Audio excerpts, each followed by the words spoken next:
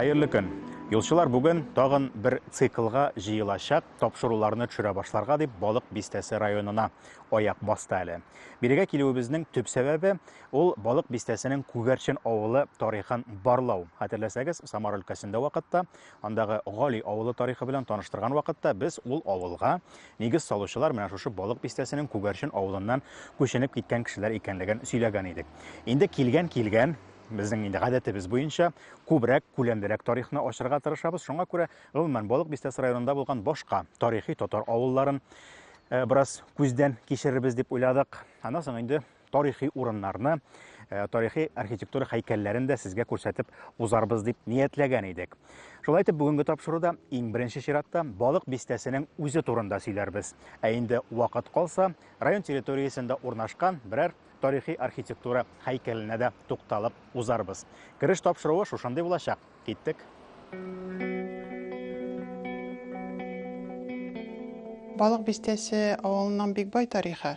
Аның беренче китапларда беренче тапкыр искә алуы 1699 елда Никита Обухов китабында искә алына ул. Монда иң беренче яшәүчеләр алар балык тотучылар булган. Һәм инде ул үсә килгән. Монда бик бай Кама елгасында бик бай балык, төрле балыклар яшәгәч, бу Балык Бистәсеннән патша өстәленә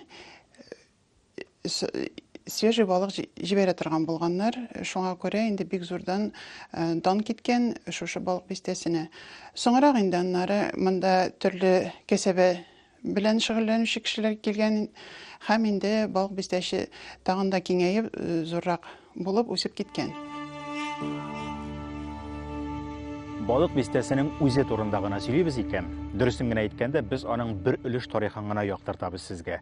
Әгәр дә аның инде киң мәгънәдә бүтән чорлары белән сөйли башласак, моңа бер генә тапшыруның вакыты җитмәс иде, кызганычка каршы.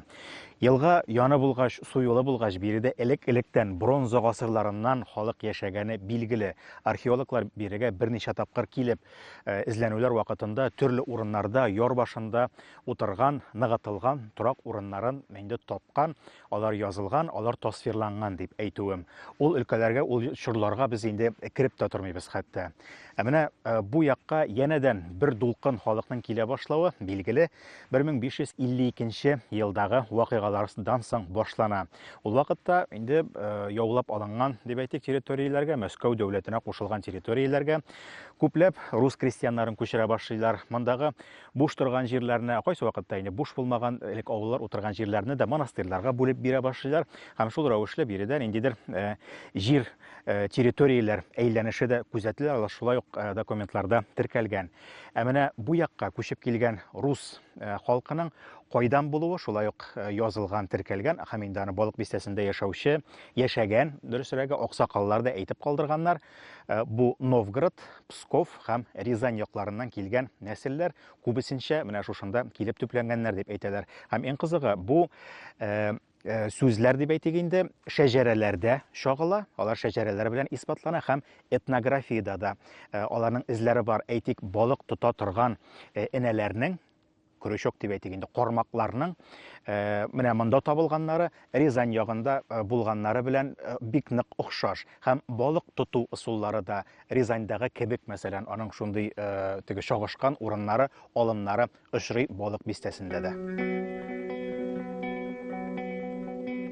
И стерлядь была, и самы были. Сейчас стерлядь совсем не стало, а самы редко, мало. Так. Когда пропала стерлядь? Примерно в какие Лет годы? 10, где-то в 2010 примерно. В связи с чем, интересно, пропала? Не знаю, или кормовая база тут не стала. Здесь у нас земснаряды больше 50 лет. Я еще маленький был. Все дно перекопано. Кормовой базы нет.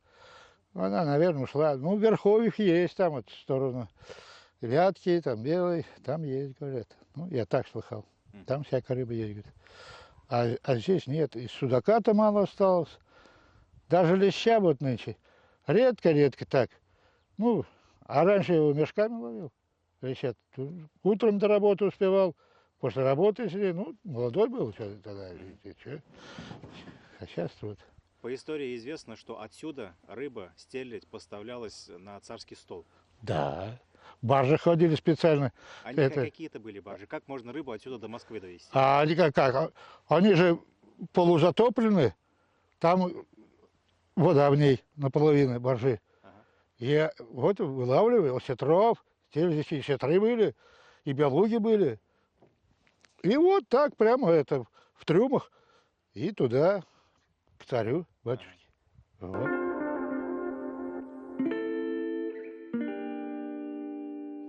Әйе, балыкчылар инде Кама яр буенда шөгыль балык тота торган булганнар ул инде Масловка авылы, Саручи горы авылы, Троюрай авылында һәм инде шул тирә якларында балык күп итеп тотылып сатуга барган.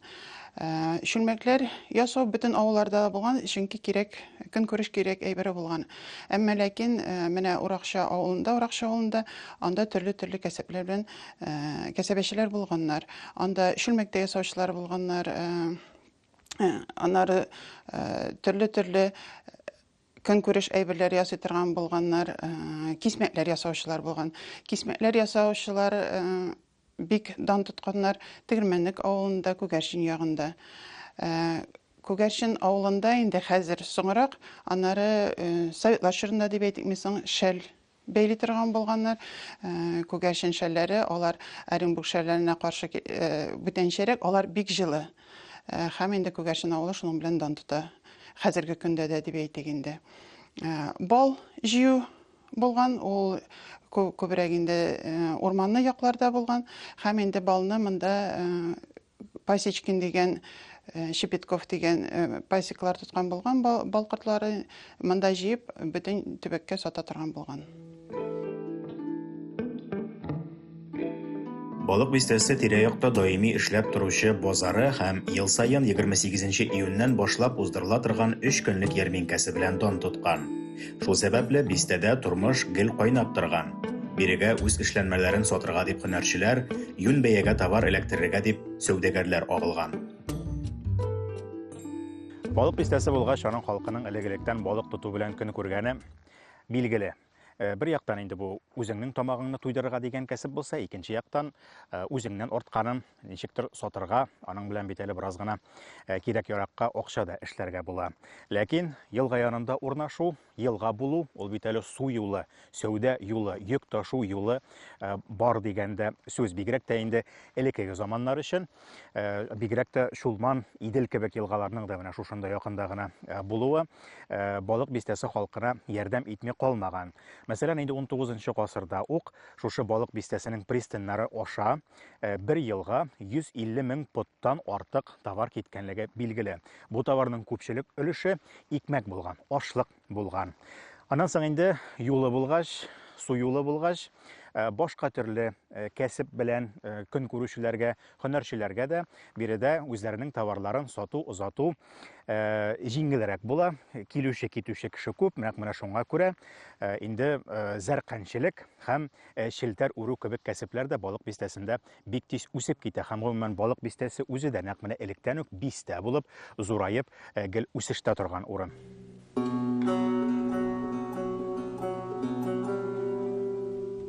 Екатерина II проплывала по Каме верха. Вот она вот эти все и названия дала: Рыбная, Остолопова, Саканы на той стороне. Вот она, вот ее тут в Рыбной угостили хорошей ухой. Вот это. Она говорит, ну тогда будьте Рыбная слобода. Вот все. Вот таки, ну и такая история я просто слышал. Вот.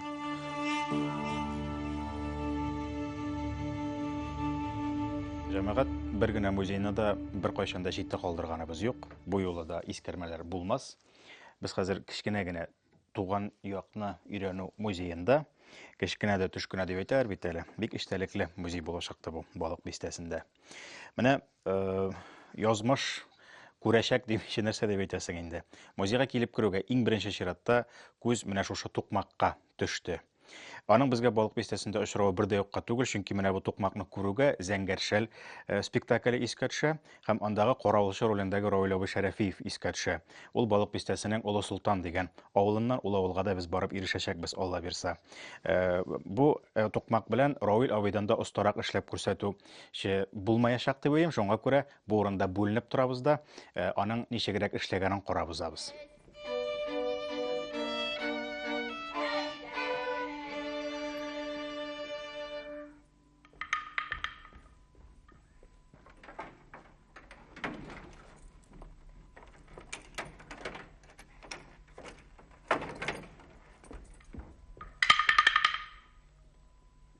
Yaşamsтой! Ого, убыр қолында не қадарлы мал әрәм жата бит, ә? Сабанға жиксәң, сабан тартырлық қатынлар мен сен айтайым әрәм жаталар. Бой яш, бешенсесе, нишаптыр бірдәк бұзатмай әлі.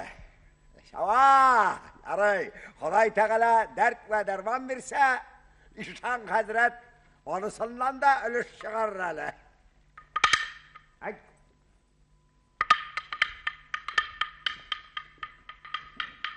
Менә шулай, тукмакның кем кулында булганлыгын һәм аның нинди принцип буенча эшләгәнен чамалагансыздыр. Шунысы кызык, бу 11-13 гасырларда Новгород якларында инде булган корал дип әйтим мен инде, моны әсбап дип әйтим мен инде.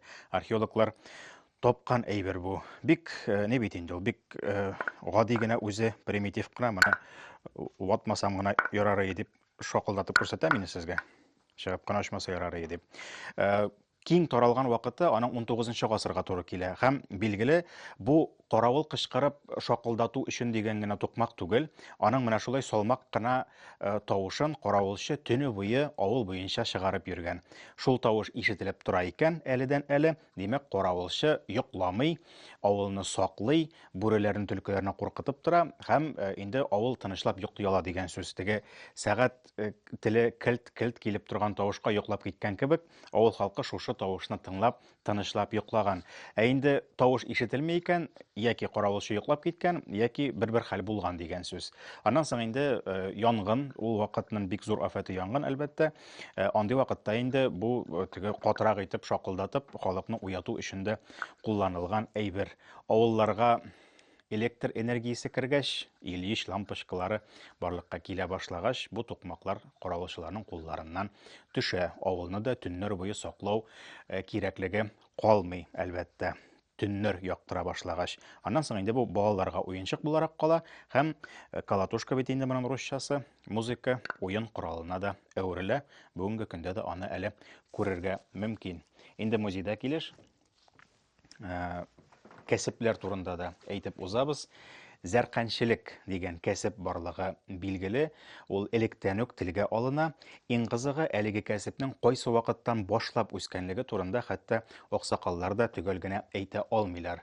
Мин инде аны чамалаган идем, татарларның кәсебе бит инде бу, электән булганы билгеле, әйтик Казан артында, Арча якларында бик күп зәркәнчеләр булганы билгеле дип. Юк, безнең якта зәркәнчеләр руслар булган дип әйттеләр. Менә монысының, бу кәсепнең, төп кәсепләрнең берсе булса да, вакыты төгәл билгеле түгел, ә менә икенче кәсеп, челтәр үрү турында инде тәгаен даталарын, елларын әйтеп сөйләшергә мөмкинлек бар.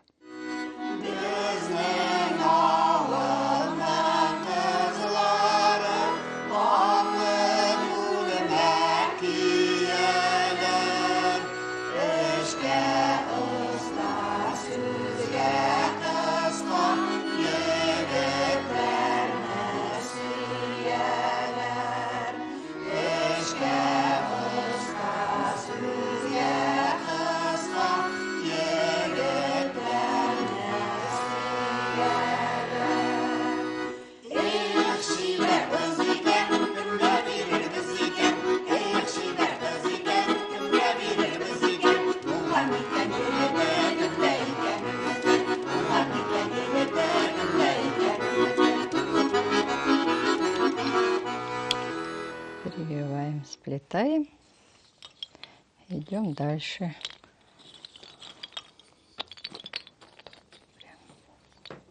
этот вид женского труда был перевезен переселенцами из Новгородской области и получил свое развитие уже в начале 17 века. У нас в Рыбной Слободе занимались кружевоплетением в основном все женщины. Девочки начинали плести кружева уже с 7-8 лет. Для того, чтобы сплести кружева, нужен был вот такой бубен, коклюшки. На коклюшке наматываются ниточки, и по сколку плетется кружево. Это что? Это рисунок. Это бумага. Он накалывается на бубен, и по сколку плетется кружево. У нас в Рыбной Слободе в основном плели мерное кружево или численное еще кружево. Вот чтобы сплести такое кружево, нужно иметь 120, вот здесь 60 пар, 120 коклюшек. Вот чтобы сплести это кружево. Ну, применяется для плетения кружев еще и булавы применяется. Вот мы за счет вот этих булав держится рисунок. Ну, а когда уже сплетается полностью кружево, булавки убираются, и получается вот такое вот изделие. Рыбнослободские кружева отличались от других регионов вот обводкой. В основном у нас женщины применяли... Обводка это вот цветная такая нить, она толще, она ярче вырисовывался рисунок. Это вот характерно было для рыбнослободских кружев. Он сразу вплетался? Да, сразу же вплетается. Здесь вот мы видим тоже ниточки у нас намотаны, синие. В основном вот применялись синие, такие и белые нити, они потолще, чем основные нити. Плетут кружева из ХБшных ниток, лен применялись. Балык бистәсендә челтәр үрү кәсебе 19 гасырда аеруча киң тарала. Екатерина Донаурова исемле помещик аны үзлегеннән өйрәнеп, яңа бизәкләр уйлап чыгара һәм бистәнең ул эшләренә оста хатыннарына заказ биреп, челтәр үрдерә башлый. Челтәр әйбәт сатыла һәм күп санлы күргәзмәләргә кадәр барып җитеп, халыкара бүләкләргә дә ия була. Балык бистәсендә үрелгән челтәр үрнәкләре бүгенге көндә дә музейларда саклана.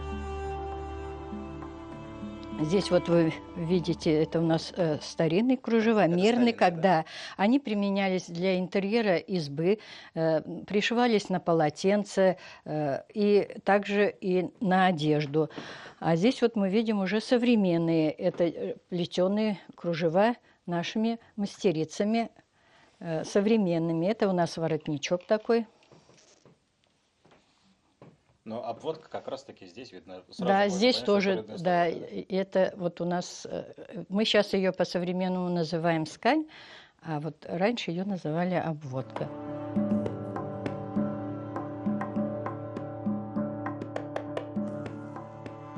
Это вот максимальная ширина на 120 коклюшек получается? Или нет, размер он может быть любой? Любой размер, да, даже до 400 пар было изделий. И вот у нас был разделен труд, вот одно изделие могли плести даже несколько человек.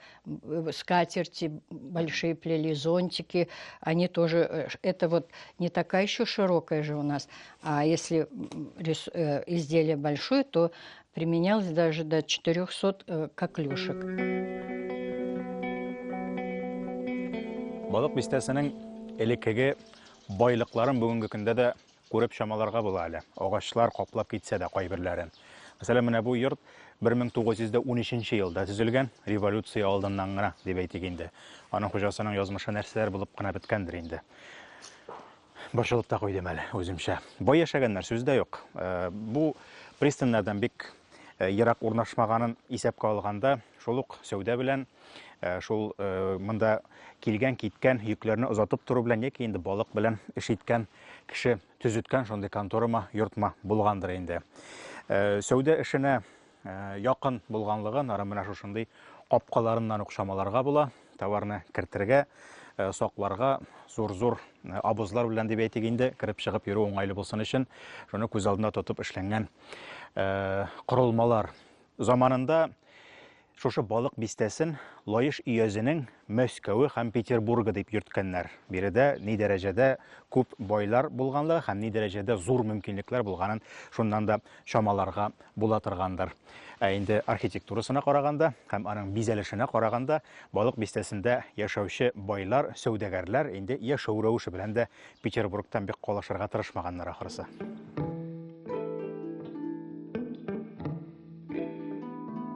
Бистә халкы сату алу эше белән генә яки балык тотып кына яшәмәгән билгеле. Төрле халык яшәгән, катлаулы тарихы булган төбәкләрдә җыр-моңга оста кешеләр аеруча күп булганына игътибар иткәнегез булдымы сезнең?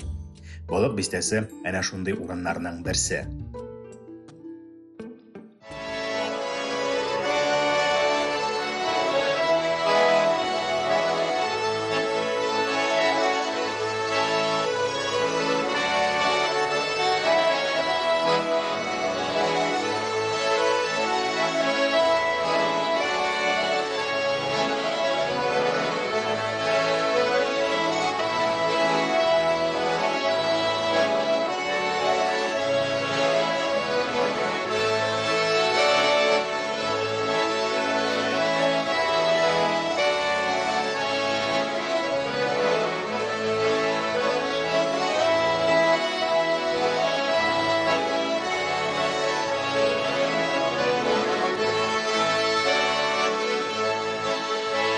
Бүгінгі күнде біз 17 жылдадық мына халық гармоншылар ансамблі деген исемні йөртәбез инде. Біз бүтін район смотр конкурсларда, бүтін концертларда, фестивальләрдә катнашабыз. Һәм инде ел сайын біз Казан шәһәренә уйнагыз гармоннар фестиваленә барабыз, анда катнашабыз. То есть безнең ансамбль тулыканлы тормыш белән бүгенге көндә яшәп килә. Ансамбль составында инде основном эшчеләр һәм берничә үзебезнең хезмәткәрләр дә бар дип әйтәсе килә. Яшьләргә кагылсак, яшьләр инде әйтәсем килә безнең спутник ансамбль бар безнең дөрес, но гармончыларга тартырга бик авыр бүгенге көндә. Нәрсәдер җитенгерә бетми, или без эшләп бетермибезме, или яшьләрнең барасы килмиме, нинди сәбәпләр аркасында ансамбль яшәр алмый инде. Беренче тапкыр кулга гармонны кайчан алдыгыз? Күптән булдымы? Беренче Мен үзем шәхсән беренче тапкыр гармонны 6 класста кулга тоттым. Башта хромкада өйрәтте әти, аннары инде 7 класста баян алып бирделәр. Беренче уйнаган көегез нәрсә иде? Беренче уйнаган көй хәзер телдә тора, но әзер булмагач. Уйнап карагыз. Уйнап карыйм. Беренче уйнаган көй менә бу көй.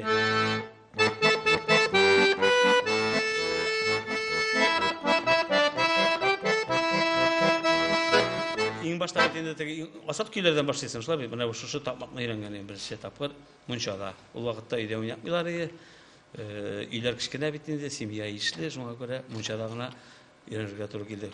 Ну, күп гармончылар шулай мунчаларда уйнадылар инде. Форсаттан файдаланып без берничә җыр, берничә көй яздырдык. Моннан тыш ансамбльнең һәр гармончысы белән дә кыскача әңгәмә кордык. Тапшыру вакытын алмас өчен андый язмаларны без аерым Юлчы музыка дигән сәхифәгә туплап, Юлчы тапшыруының YouTube каналына куеп барабыз. Кызыксынучылар булса, якын арада бу әңгәмәләр дә каналыбызда аерым чыгачак. Безгә Казан ягына кайта торырга кирәк. Кояш баеганчы, балык бистәсенең бер авылына да кирип чыгарга өлгерәбез кебек әле.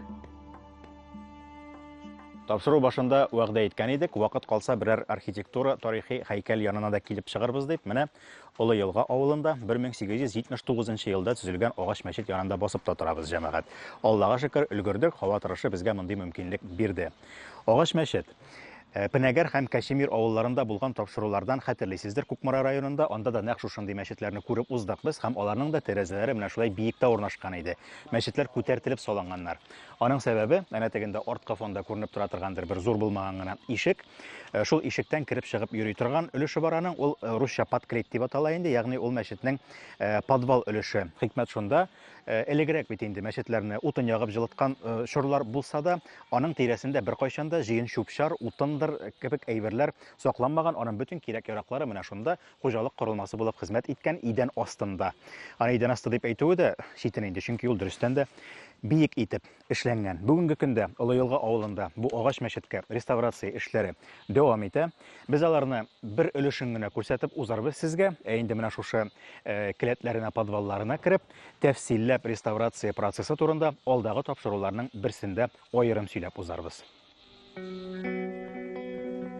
Әйе, Чулманның якын булуы төрле чорларда бу төбәкнең яшәешен билгеләп килгән.